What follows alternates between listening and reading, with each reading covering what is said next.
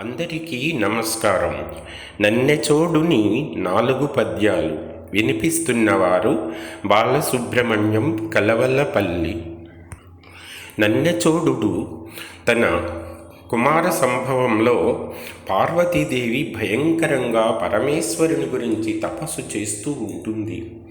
ఆ సమయంలో ఆమెను పరీక్షించడానికి శంకరుడు బ్రాహ్మణ వేషంలో వచ్చి శివనింద చేస్తూ ఇలా అంటాడు పార్వతీదేవితో: వారి రుహానన నీ రూపు కనుగొన్న నెలకు బరుండైన కలిసి వచ్చు పొలతిని భోగోపభోగములు చూచి జంభారాతి అయినను కోరివచ్చు కోమలిని కళాకుశలత విని శతదళ సంభవుండైన తగిలివచ్చు లలితాంగి నీ శుభలక్షణోన్నతి చూచి పురుషోత్తముండైన మరిగివచ్చు నిన్ను కోరి తపంబులు నిష్టనురులు సేయకోరుచో తపమీవు చేసెదనుట రత్నముల కోరి విని జనుల్ రాక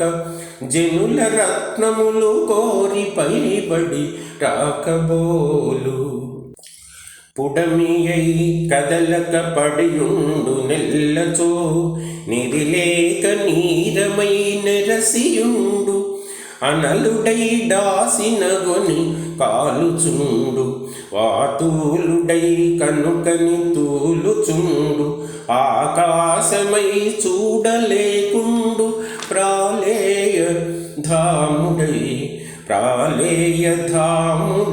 పెరుగుచు తరుగుచుండు భానుడై మిన్నులపై పారుచుండు మహాత్ముడైయును పొడవడగియుండు ఇన్ని రూపములందు ఏ రూపు నిజముగా ఎరుగవచ్చు వీనికెల్ల ఒక్క రూపు సేయ ఎవ్వరో పుదురు అట్టి మాయావి నీకు తగులనగుని బేల అట్టి మాయావి నీకు తగులనగుని బేల సకల కళాధరుండు జలజ ప్రభవుండు విరించియుండ పాయక సిరితక్క ఏలిన మురాంతకుడుండ సమస్త దేవతా ప్రకరము కొల్వనున్న సురపాలకుడుండగా ఇట్టి మూర్ఖు